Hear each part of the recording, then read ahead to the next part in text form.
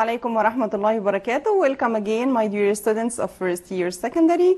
Here is Miss إيمان دعاس keeping my promise to tell you the secret of superiority. أهلا بيكم أبنائي وبناتي طلاب وطالبات الصف الأول الثانوي، وعلى وعدنا هنعرف مع بعض سر التفوق. أهلا بكل البيرنتس طبعا المامز اند دادز اللي بيتابعونا وكل التيتشرز، و I hope you will find benefit in our episodes إن شاء الله. Today we come back to Oliver Twist. We have left him last episode or last chapter 3 in the countryside house when Mr. Monks and Mr. Toby Crockett has thrown him from the small window, and ordered him to open the front door for them so they can break into the house and steal the things as they planned. But suddenly they heard a voice and a loud bang. Then Toby Crockett was told from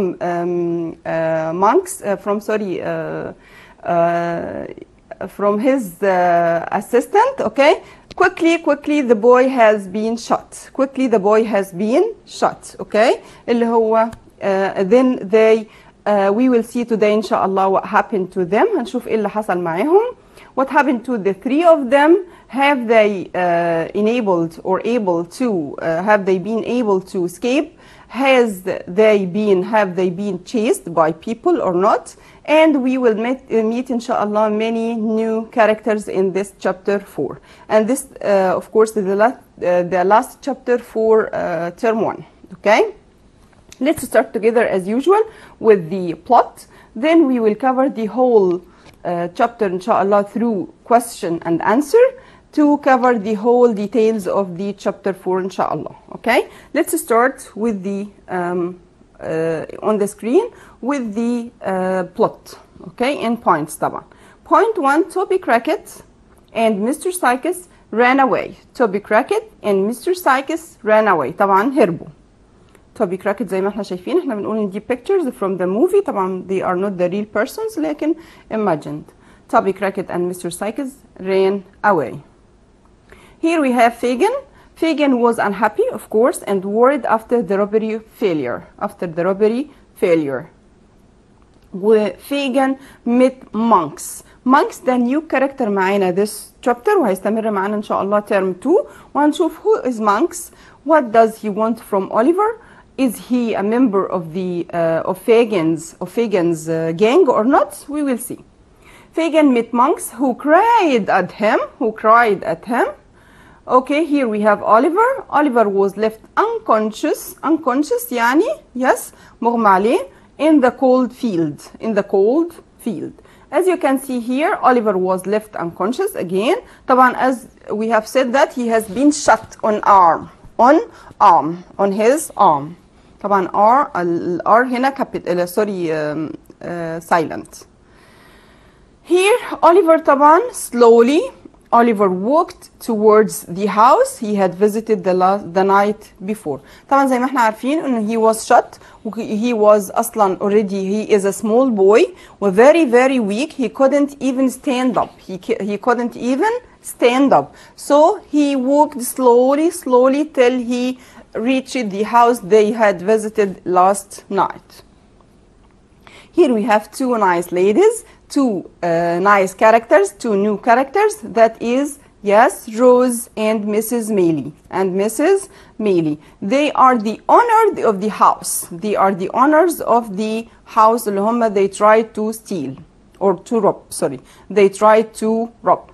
Rose and Mrs. Mealy got the doctor for Oliver at once. احنا قلنا ان هو كده slowly حاول ان هو يمشي او يعني يتحرك كده حتى بنسميها crawling زحف كده حتى till he reached the house. Then he knocked at the door. They opened the door. They found him. طبعا اللي هم servants found him injured جريح وكده.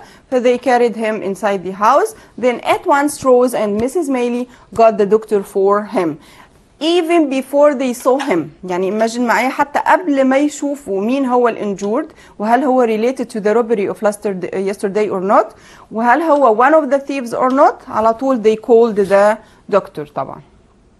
at once زي ما احنا شايفين. وكمان they were very يعني they had pity on him. They had pity on him شفقة أو طبعا رحموه. Here is دكتور برضو new nice character. دكتور Losburn.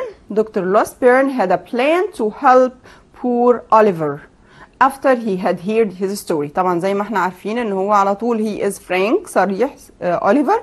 وأول طبعا ما هو awoke again بعد ما استيقظ أو بعد ما فاق من ال unconsciousness على طول he told him all about his life, all about the gang, all about what happened to him from the workhouse to the gang. Okay, so Dr. Losburn اللي هو الدكتور بتاعه اللي كان بيعالجه طبعا he had a plan to help poor Oliver after he had heard his story. قرر ان هو he wanted to help Oliver. طيب نشوف هيساعده ازاي. نشوف مع بعض. ده كمان picture تانية لدكتور Losburn. Here we have قبل ما نشوف الكومنت هنا دول the two servants اللي هو Mr. Brittles and Mr. Giles. Okay, دول they are the two servants. هم دول الاثنين الخدم اللي موجودين at Mrs. Mayley's house وهم دول اللي عملوا chasing مطاردة للثيفز. وواحد فيهم اللي هو exactly يعني هو Mr. Giles هو the one who shot Oliver in his arm. اوكي طيب نشوف بقى هنا two detectives هم كمان ما اكتفوش بكده لا they called the police وجه من البوليس from London جالنا two detectives اتنين detectives بنسميهم مخبرين سريين. اوكي واحد منهم اسمه Blathers والتاني اسمه Duff. detective Blathers وديتكتيف Duff. نخلي بالنا من الاسماء دي detective Blathers وديتكتيف Duff. اوكي مالهم دول عملوا ايه الديتكتيفز المخبرين السريين started to examine the house. بدأوا ان هم ايه طبعا يحققوا ويفحصوا في البيت وكده. why to discover more information. ممكن يلاقوا مثلا evidence على حد معين. ممكن يعرفوا الديتيلز من السيرفنتس والبيبل who are in the house. ليه to discover more information and so they can solve the problem of the robbery. Here we have Dr. Losburn مع Oliver Twist in a coach. why يا ترى.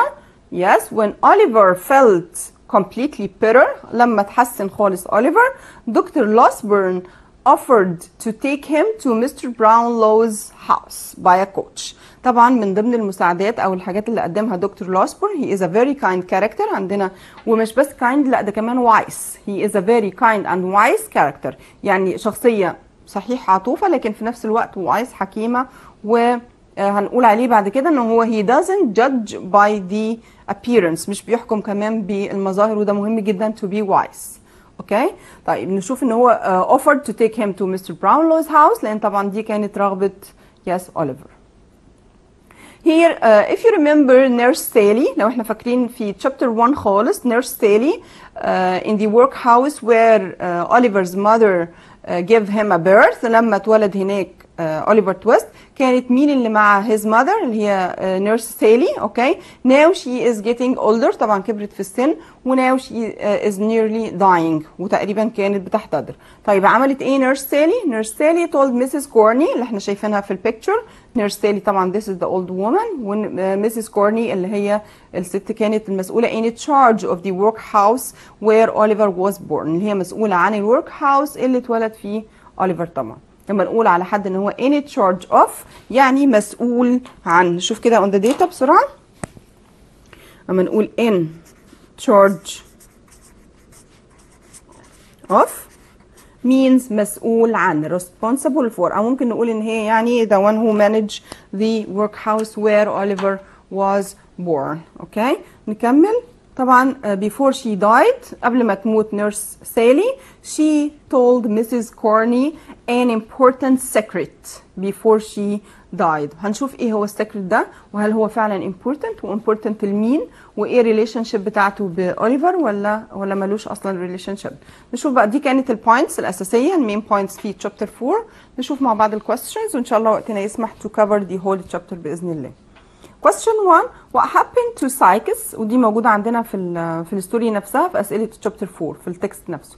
What happened to Sykes Toby Crockett and Oliver after the failed robbery. اللي حصل للثلاثة دول اللي هم كانوا on the mission، كانوا في مهمة الروبري، بعد طبعا ما خلاص بقينا نسميها failed robbery. failed robbery اللي هو السطو الايه الفاشل ده. ليه فشل او ايه بقى اللي حصل لهم after the failure بعد الفشل بتاع الروبري؟ هنشوف مع بعض واحدة واحدة. سايكس، بالنسبة لسايكس he stayed in the country، فضل في الكانتري في الريف. بالنسبة لتوبي كراكت he went back to London to find Fagin. اوكي، يبقى توبي كراكت went back to London to find Fagin. بالنسبة لأوليفر زي ما قلنا he returned to the house in the country that the gang tried to rob.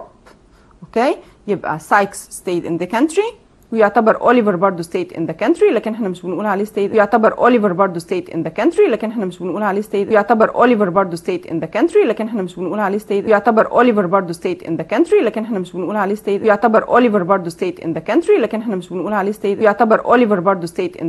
لكن احنا مش بنقول عليه stayed. يعتبر اوليفر برضه stayed in the country لكن احنا مش بنقول عليه stayed. يعتبر اوليفر برضه stayed in the country لكن احنا مش بنقول عليه stayed. يعتبر اوليفر برضه stayed in the country لكن احنا مش بنقول عليه stayed. يعتبر اوليفر برضه stayed in the country لكن احنا مش بنقول عليه stayed. يعتبر اوليفر برضه stayed in the country لكن احنا مش بنقول عليه stayed. يعتبر اوليفر برضه stayed in the country لكن احنا مش بنقول عليه stayed. يعتبر اوليفر برضه stayed in the country لكن احنا مش بنقول عليه stayed. يعتبر اوليفر برضه stayed in the country لكن احنا مش بنقول عليه stayed. يعتبر اوليفر برضه stayed in the country لكن احنا مش بنقول عليه stayed. يعتبر اوليفر برضه stayed in the country لكن احنا مش بنقول عليه stayed. يعتبر اوليفر برضه stayed in the country لكن احنا مش بنقول عليه stayed. يعتبر اوليفر برضه stayed in the country لكن احنا مش بنقول عليه stayed. يعتبر اوليفر برضه stayed in the country لكن احنا مش بنقول عليه stayed. يعتبر اوليفر برضه stayed in the country لكن احنا مش بنقول عليه stayed.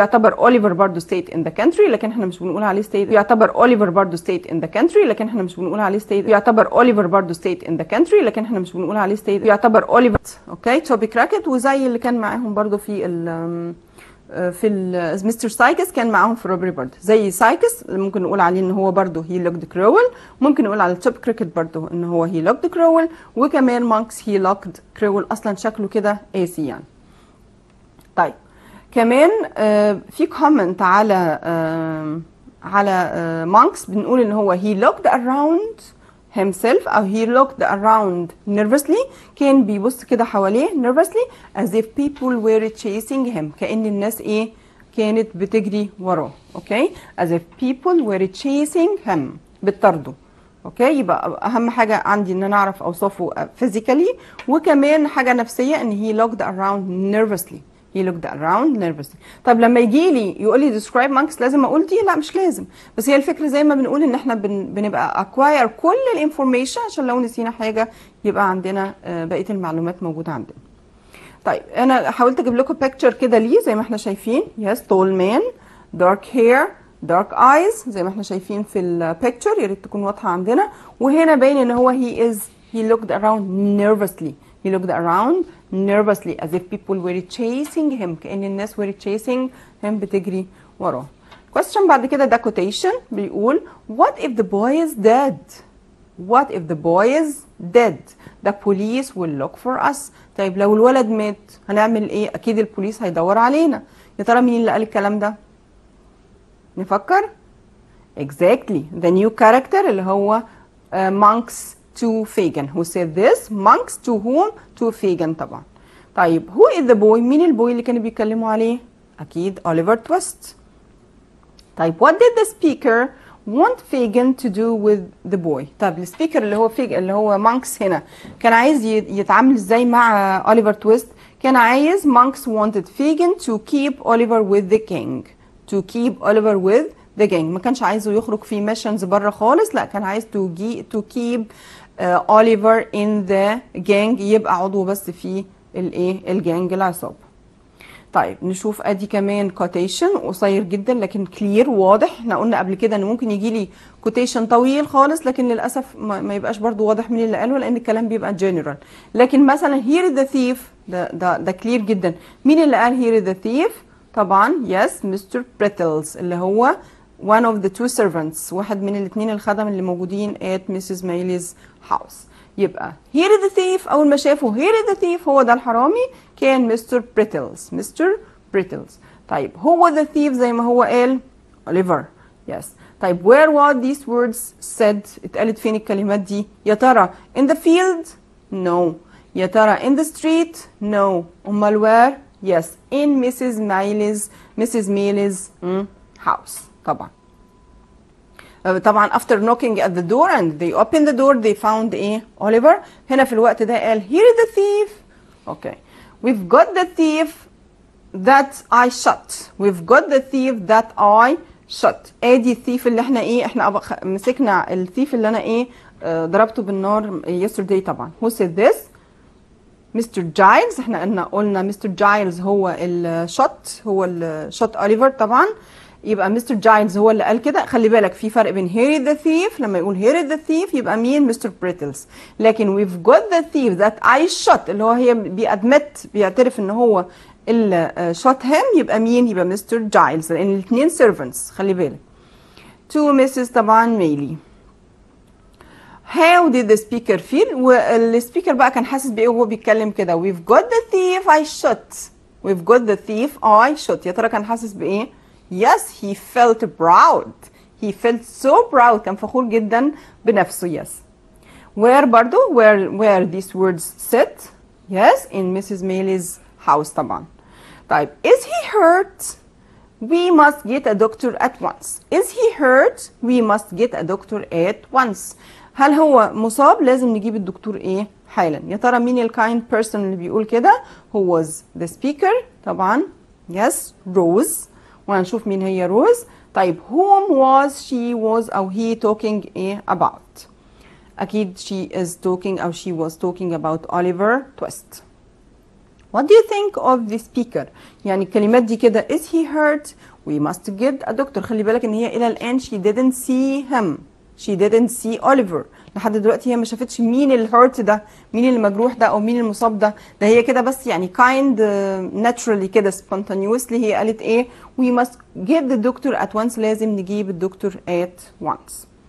طيب ايه بقى رأيك في السبيكر؟ طبعا ان هي she was a thoughtful young lady. She was a thoughtful young lady. طيب في حد مش عارف thoughtful يقول she was a kind. She was a nice. اوكي وزي ما احنا واصفينها كمان في زي ما هو موصوفه في التكست بتاعك she was a pretty young lady. She was a pretty young lady. طيب زي ما احنا شايفين كده in the picture why were Mrs. Maylie and Rose surprised؟ زي ما احنا شايفينهم كده they are surprised when they saw the thief. كانوا surprised لما شافوا the thief. طبعا نقصد هنا ب the thief مين؟ exactly Oliver Twist. yes. ليه كانوا surprised؟ نشوف مع بعض. because they expect to see a big and strong thief. لان هو الدكتور قال لهم خلاص you can see him now. ورايحين على اساس هيشوفوا thief، هيشوفوا بقى لص زعيم بقى عصابه ولا حاجه. فهم they expect ان هم هيشوفوا واحد كده strong وبيج مان، يعني حد كده كبير وسترونج. they surprised بقى لما لقوا انه he is a little sleeping boy. a little sleeping boy ان هو طفل صغير with a bandage on his arm. with a bandage on his arm ومع جبيرة كده او زي bandage كده ملفوفة على his arm. طبعا نجاوب بقى تاني نقول because they expect to see a big and strong thief not a little sleeping boy with a bandage on his arm. evil can live in anybody. طبعا ده quotation تاني وquotation حكيم جدا يعتبر يعني حكمة. evil can live in anybody يعني يسكن الشر في أي جسد. ممكن أن يسكن الشر أي جسد. طيب who said this؟ كلمات قاسية جدا يعني أو بتدل على الوزدم على الحكمة. who said this to whom؟ طبعا yes دكتور لوسبيرن to Rose. دكتور لوسبيرن to Rose. طب يا ترى روز قالت ايه عشان كده هو رد عليها؟ when did the speaker say so؟ ليه امتى قال الكلام ده؟ when Rose cried لان روز اول ما شافت اوليفر طبعا they got surprised زي ما قلنا اندهشوا جدا وقالت how can such a boy be a criminal؟ ازاي بوي صغير زي ده ويبقى criminal؟ فرد عليها قال لها انه evil can live in anybody. ممكن الشر يسكن اي جسد. طبعا هو till now he didn't hear he hasn't heard Oliver's story and he hasn't known anything about his life. فطبعا بيحكم انه كقاعدة عامة evil can live in anybody. عادي ما يمنعش ان هو such a young boy ممكن يبقى criminal. لكن طبعا هنشوف مع بعض. What do these words show about the speaker's character؟ طيب الكلمات دي بقى اللي هي evil can live in anybody body. دي show ايه عن his character، عن السبيكر's character. طبعا they show الwords دي they show he is a wise person، ان هو رجل حكيم او عاقل who doesn't judge by appearance، اللي هو مش بيحكم بالمظهر. طيب he looks، طبعا هنا برضو عندي quotation، he looks so helpless، he looks so helpless and small. If it hadn't for your generosity I might be helpless like this small child.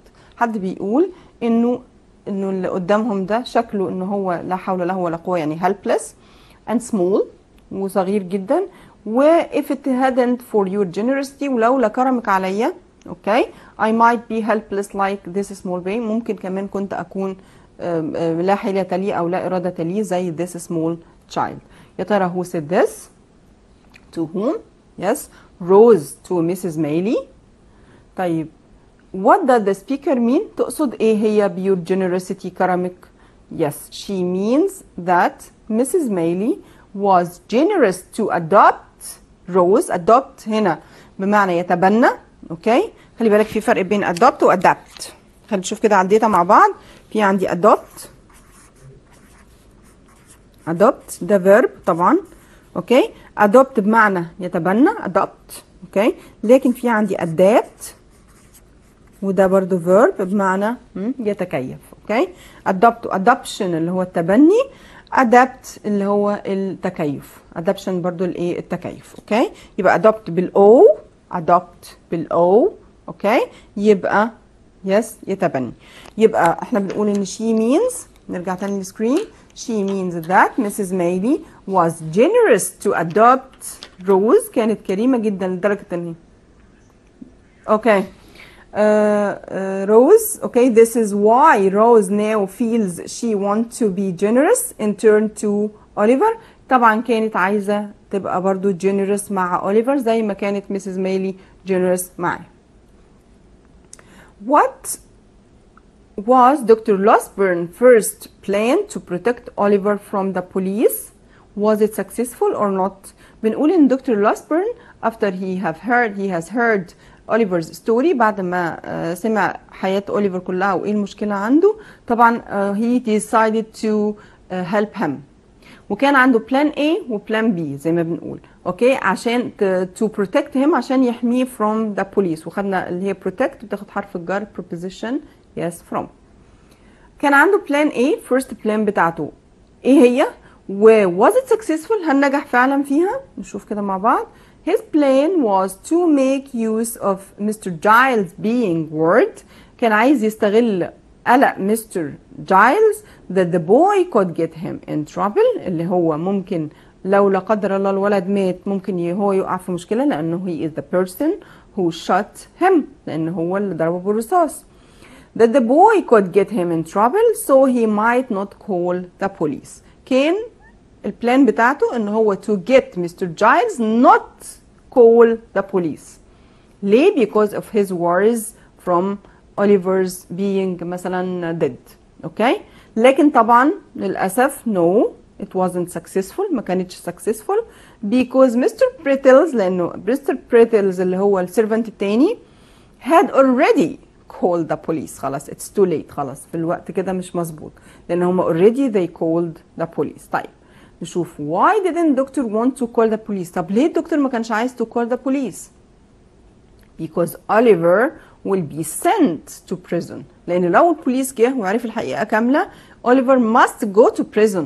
Oliver must go to prison. عندنا 3 أسباب تخلي Oliver must go to prison. Why؟ because he ran away from the place where he worked، لأنه هرب من المكان اللي كان بيشتغل فيه اللي هو Mr. Sowerberry's house لو تفتكروا. وهي joined a gang، هو قدام القانون ان هو he joined a gang، ان هو انتمى وبقى عضو في gang، في عصابة. moreover كمان he tried to break into a house، وكمان حاول ان هو يسطو على house. كل ده قدام الماجستريت القاضي. كل دي اسباب بتخليه Oliver will be sent to prison. So عشان كده دكتور لاسبرن كان خايف ان هو يتصل او she didn't want to call the police. اوكي يبقى هي رغم ان الاجابه طويله لكن انا احددها كده نقطه نقطه وامشي معاها because Oliver will be sent to prison Why? Number one, he ran away from the place he worked. Number two, he joined a gang of thieves. Number three, he tried to break into a house. دول 3 reasons لازم Oliver must go to prison according to them. Do you think the detectives اللي هم المخبرين السريين اللي جولهم were clever or not and why؟ اللي هو اللي هو detective Blathers و detective Duff. هل هم كانوا clever or not؟ نشوف. وطبعا why ممكن يقول لك why او illustrate your answer. illustrate your answer يعني دعم اجابتك، علل في اجابتك يعني. yes they were clever طبعا. why? because they discovered لان هم اكتشفوا ان the criminals اللي هم المجرمين were from the city. دي number one، انه they discovered the criminals were from the city. moreover كمان and they were 2 men and a boy. وعرفوا كمان من الانفستيجيشن بتاعتهم، من التحقيقات بتاعتهم، انه الكريمنالز كانوا from the city وانه they were 2 men and a little boy. طبعا من الدليل القاطع اللي هو الانترنس اللي دخلوا منه طبعا كان very small window، وقلنا انه it's too small to a young man to adult يبقى اكيد استخدموا yes child او a boy to throw him from the window. فعشان كده ايه عرفوا. طيب question اللي بعده what was Dr. Losburn's second plan to protect Oliver from the police؟ احنا قلنا ان عنده first plan ودي طبعا كانت unsuccessful لانه they had already called the police. طيب what is the second plan؟ خطته الثانيه كانت ايه؟ to protect Oliver from the police، وهنشوف هي كانت successful or not.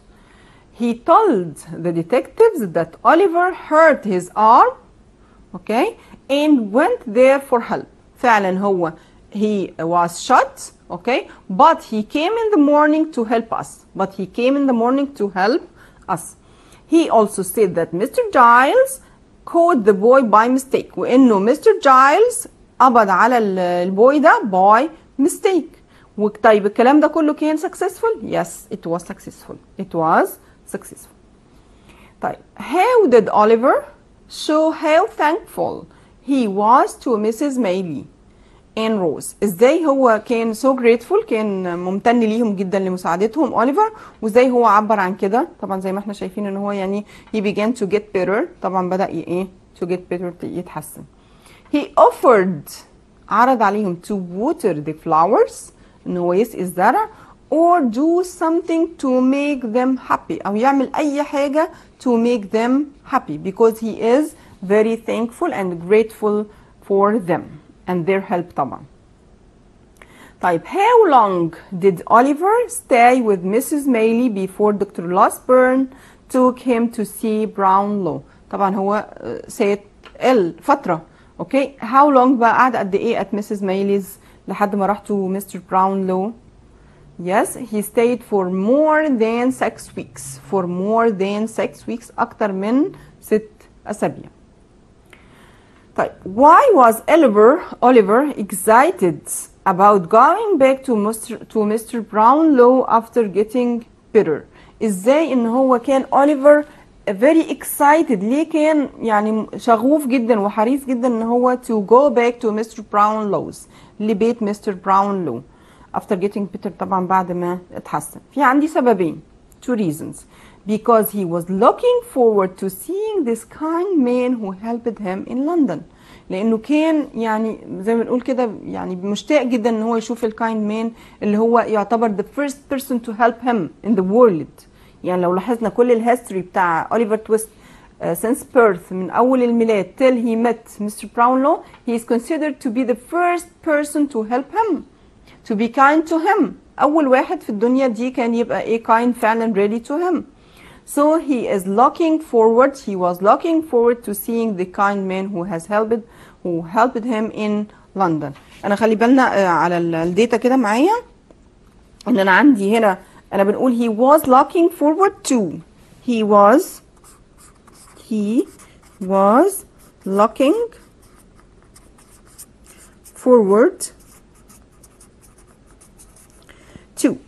حد يقول لي بقى to see لان تو هنا دايما بنتسأل السؤال ده لان تو هنا بيجي بعدها الانفينيتيف. نقول لا look forward to احنا قلناها في اليونت اللي كانت فيها انه ايه الجيرند، ايه اللي بيجي بعده جيرند وايه اللي بيجي بعده infinitive، وكان look forward to رغم ان هي to بعدها اوكي، لكن كانت من الحاجات اللي لازم must be followed by the gerund، الفعل فيه ing.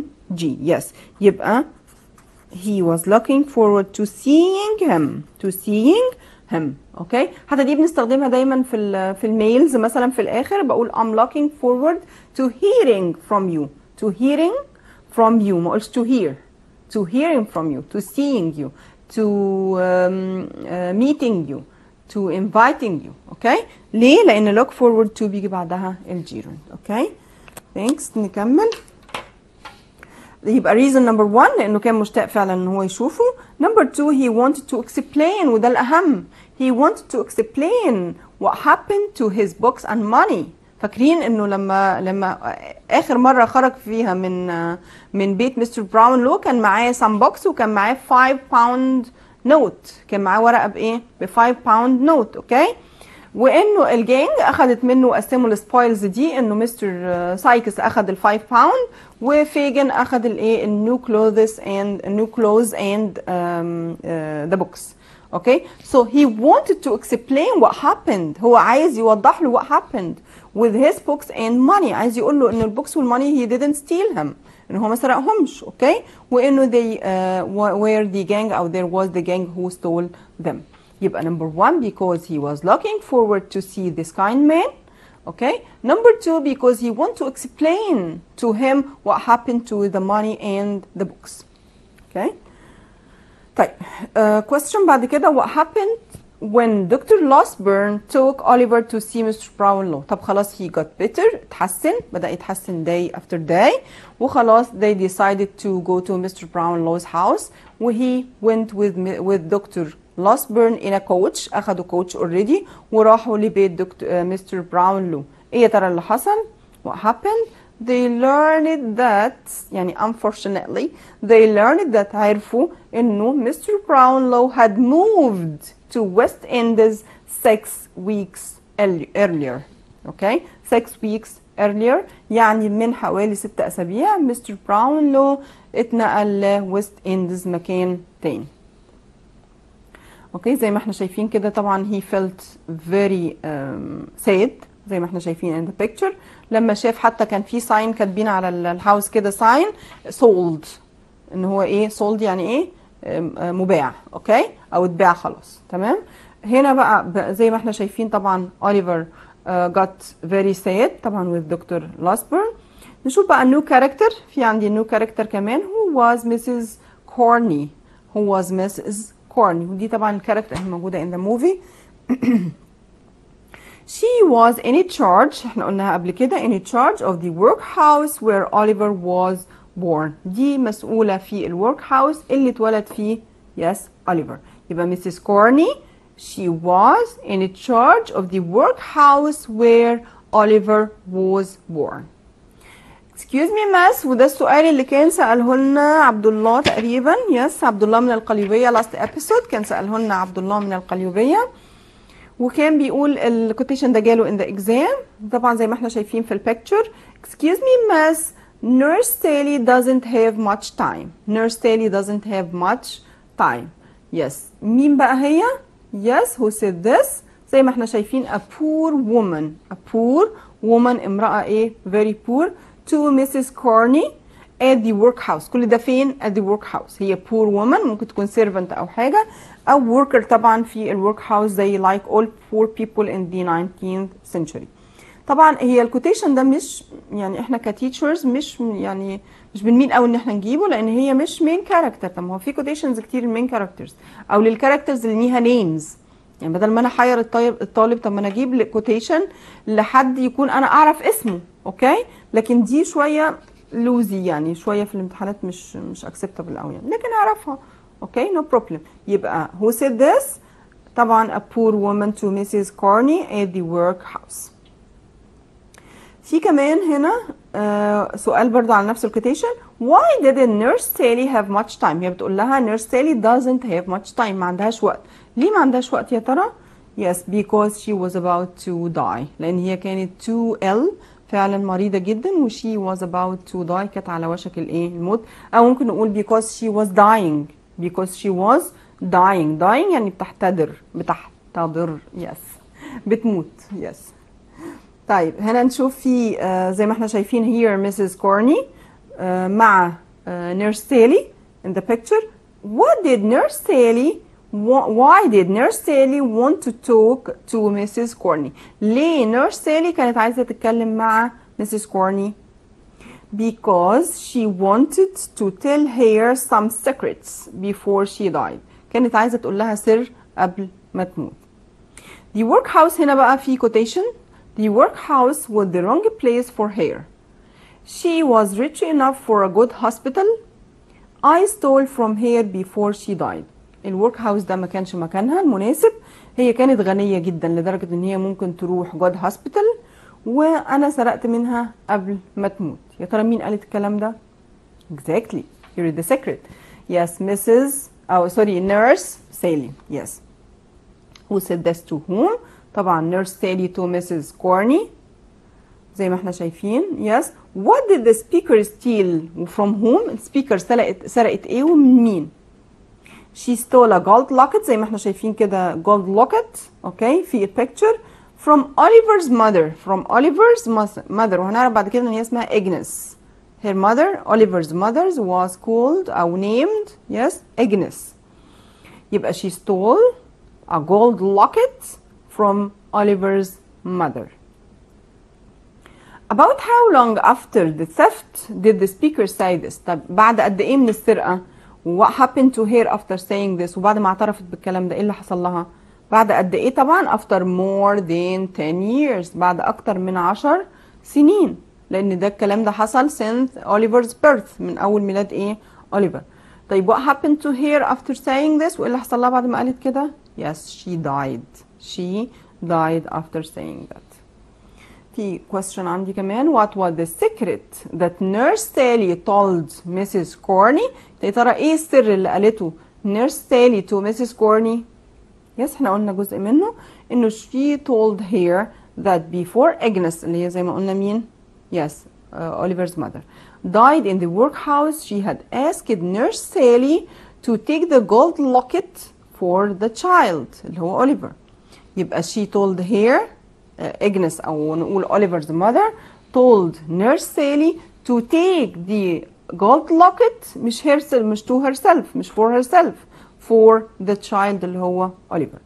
However ومع ذلك nurse Sally كانت dishonest طبعا غير أمينة و she stole the locket instead. بدل ما تاخده للولد وتعتني بيه بالولد وتحاول تدور على his family لا she stole the locket for herself.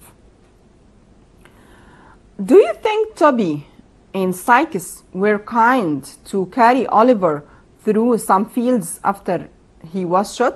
احنا قلنا انه after Oliver was shot بعد ما اتصاب Oliver Toby Crockett and Sykes carried him with them شالوه معاهم ومشوا بيه through some fields. طيب هل ده يدل على ان هم they were kind or why؟ Of course not. No, that's not a kindness. No, I don't think so. They weren't kind to him. طيب why did they carry them if they took him to such a dangerous robbery؟ أول حاجة إن هم أصلا غلطوا لأنهم خدوه dangerous robbery دي أصلا للسطو الخطير ده. تاني حاجة إن هم they left him in cold field suffering from his injury. طب هم أصلا ليه شالوه معاهم؟ Yes. not to tell the people about the gang again هم خايفين خالص ان هم الناس تعرف عن الجانج وعن their place وعن their activity طبعا اوكي. فكانوا مضطرين ان هم to carry them ولما لقوا الناس people were chasing him لما بدأ الناس chasing him تطاردهم they threw him or left him in the cold fields في طبعا الجو البارد suffering from his injury وكمان كان بيعاني من his injury من الجرح بتاعه. يبقى do you think Toby and Sykes were kind to carry Oliver؟ No, I don't think so. Why؟ Because they زي ما بنقول كده they expose him to danger أصلا عرضوه للخطر وفي نفس الوقت they left him suffering in the field. طيب why do you think Toby and Sykes ran to different places after the failed robbery؟ احنا قلنا ان هم لما بدأوا to run يجروا they decided to go to different places. هل هم راحوا في the same direction نفس الاتجاه؟ no, they go to different places. يا ترى ليه؟ why؟ yes, to make it harder for anyone to follow them. عشان يخلوا الموضوع صعب جدا على اي حد بيجري وراهم او بيتابعهم. to make it harder for anyone to follow them. عشان يصعبوا الموضوع على اي شخص بيتابعهم او بيجري وراهم. اوكي طيب لو قلنا كده who was او who is Rose زي ما احنا شايفين كده. who is Rose as a new character ككاركتر كده جديدة. yes, Rose زي ما احنا شايفين she is a pretty girl. بوصف طبعا باللوك الاول. she is a pretty girl اوكي of 17 يعني سنها حوالي 17 سنة. يبقى اقول Rose is a pretty girl. ننزل لكم هنا. yes, لو بصينا كده on the data yes اقول in general على Rose yes in Rose is a pretty girl of 17 who lives with Mrs. Mailey. who lived with Mrs. Mailey. Okay, we have a phone call. Islam من الدقهلية. Hello Islam. Hello Mrs. Hello Islam, how are you? I am fine. Do you have a question? Yes. Yes? I'm all ears. Yes Islam. I want to know the difference when we say someone seemed to think and someone seemed to be thinking. Yes, someone seemed to think. Someone, yes, seems to think. To think. Think? Yes. Think, TH or think S? لا, TH. TH, yes. Someone seems to think and someone seemed to be thinking. Seems to be thinking. ان شاء الله احنا النهارده مركزين شويه في الستوري والنكست ابيسود ان شاء الله هنبدا بيها الحلقه على طول باذن الله. ماشي. To be thinking. Thank you very much Islam. Thank you. Thank you. لان ان شاء الله احنا بنحاول نخلص المنهج باذن الله. next time هنحاول باذن الله